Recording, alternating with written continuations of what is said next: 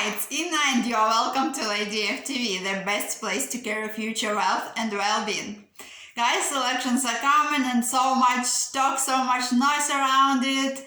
Definitely it will influence stocks over long term and middle term, but let's take it step by step. First of all, as you know from my previous videos, usually stock market rallies before election, but we can't rely only on one study, we need something else. So we have something else, and it's advanced decline line. It has been much stronger last week than the price.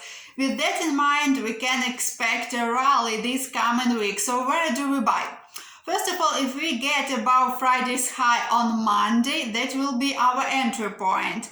Another possible scenario, if on Monday market will be sold and we can get a turn around Tuesday. So no matter what entry techniques you use, look for and take buy signals. This particular week we want to focus on buy signals, and if you want to trade shorts, consider only scalping, but most of our focus will be on buying S&P 500 this week.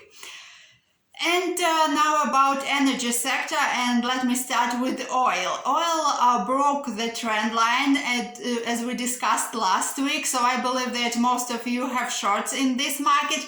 Everything seems to be fine because seasonal factor, intermarket forecast all points to the downside and the trend continuation. However, I want to pay attention to the short-term oscillator. It's getting oversold and we can see a run in this market, possibly a few days bounce. So keep that in mind and trade accordingly.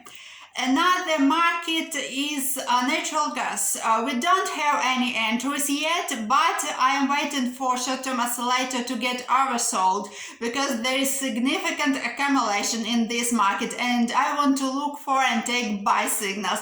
But right now I don't see any specific pattern or any specific price range where we can enter. Keep that in mind and I will update once some pattern appears in the chart. And now about currency futures. The only currency futures I want to trade this week is Australian dollar. If on Monday we get below Friday's low, that will be my entry point. As you know, Australian dollar broke below the trend line and it seems to be rejected at the moment. So I need just one confirmation to enter shorts again in this market.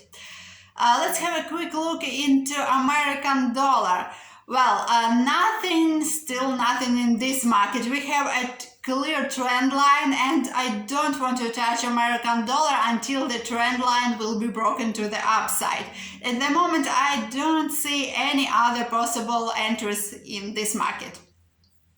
Last week, we also talked about gold and still it's consolidating, still it's in a very tight range. However, we have clear support and resistance levels and I want to trade a breakout of one of those ranges because the setups are very mixed. For example, we have accumulation, very good accumulation that points to the upside, while we have intermarket forecast and we have seasonals that points to the downside.